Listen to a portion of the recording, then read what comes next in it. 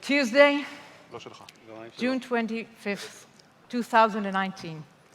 I'm thrilled to go to Intel's first security conference in Israel. Excited about learning new things, and for that, I'm willing to travel to Haifa 3 days in a row. That means switching trains at Tel Aviv University train station and riding for an hour and a half in each direction. As I'm waiting for the train to Haifa, I noticed this. Seriously? Do you actually believe that I would connect my phone to that malware, spyware injecting machine? I'm Dina Treves, and security is not part of my job title. It's part of my life. Before I came to the conference, my only experience with security was detecting simulated phishing emails that were sent by IT to raise our security awareness.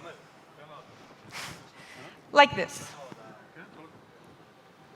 Lovely. If you press the link, you would reach a web-based training about phishing. But today, we're even more advanced, and we have an add-on button in Outlook that says Report Phish, and if we press it, we get this message. In any case, I did not fall for those phishing emails, and after 4 failed attempts, I got an email saying, "Thank you for keeping Intel secure. Take the training anyway. Here's a link." Just how gullible do you think I am? How do I know it's not another phishing attempt? So I opened my browser, I went to my learning to see the assigned trainings. Oh, I guess I was assigned with that training. Well, better safe than sorry. When I got to the conference, I noticed that most of the people are security professionals. I hardly knew anyone. But that didn't matter because I was fascinated by all the presentations. I learned about Have I Been Pawned, this website that can tell you whether an account that connected with your email or your phone had a security breach. A while ago, we received such an email. What is this account? I don't remember this account.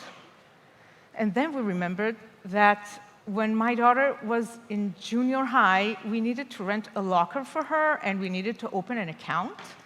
The company that we rented the locker from was sold, bought, merged, whatever, and the database was transferred also to another company. That's why we did not recognize it. The more accounts one has, the more chances of information leak. The highlight of the conference was the last day, when I had 2 workshops. The first was a workshop that showed how easy it is to do a man-in-the-middle attack on a Wi-Fi network.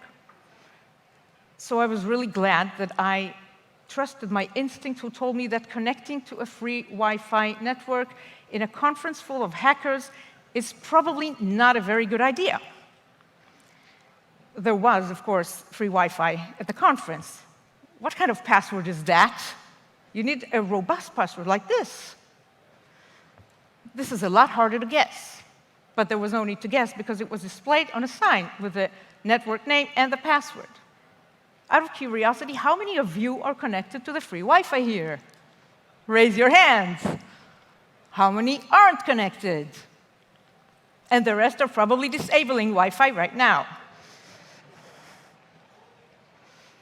The second workshop was security development mindset. And at the end of that workshop, I went to the instructor and said, I want to be a security advocate. I wanted to know everybody. I want everybody to know how important security is, whether it is in everyday life or to make our products more resilient.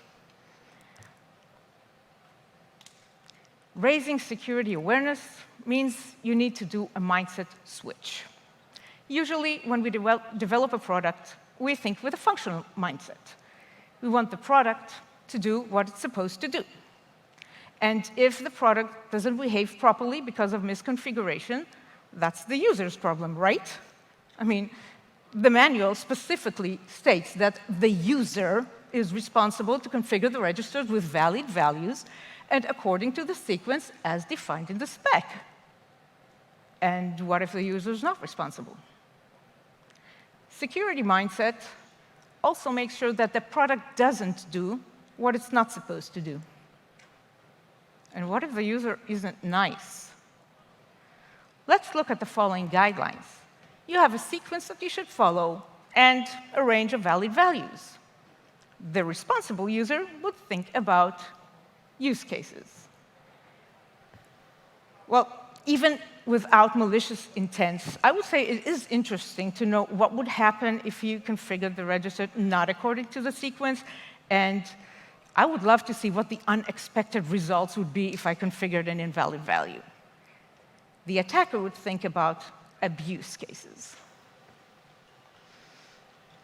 So doing the mindset switch means that we need to do a lot of training and learning. And here's the thing. Why would a developer, designer, validation engineer, or manager whose main job is not security bother to do all these things? Don't they have enough on the plate? What are we paying CISOs for? Of course, one could say that we will make those trainings mandatory.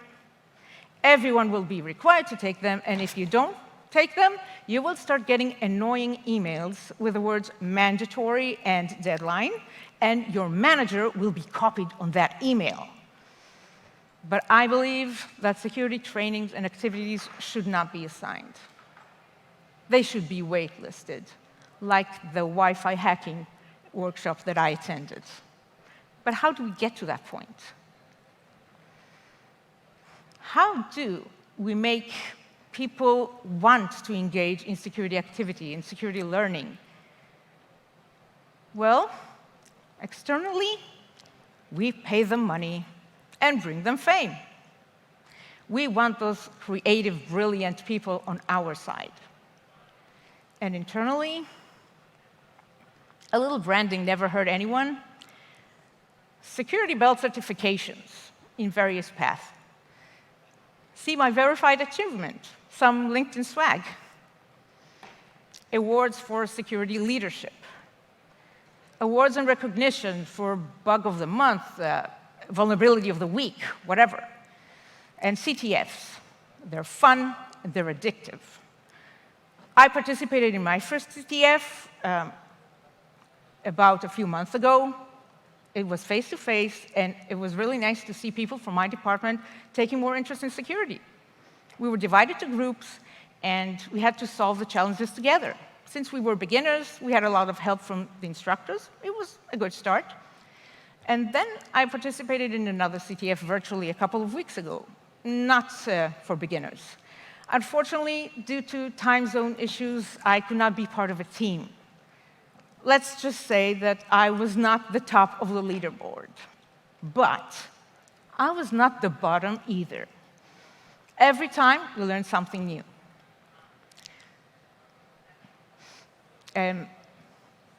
Security quizzes. I participated in a fun workshop. Well, you didn't really have to know how to program in a specific language. It was more about the concept.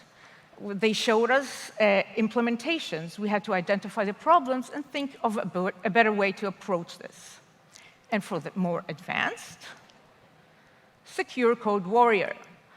My friend created with a vendor a customized course for the target audience. That way, they can see the relevance and implement what they've learned.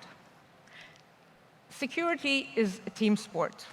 So many of the security advocates and security professionals drive security activities and offer mentorship to whoever seeks it. In conclusion, I'd like to leave you with the following message.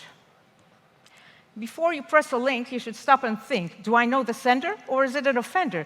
Do you open new accounts almost every week? You're increasing the chance of information leak. Are security trainings sometimes a drag? Spice them up a little with Capture the Flag. Make people more aware instead of writing ransomware. And don't be an attacker, be an ethical hacker. I was Dina Treves. Thank you very much.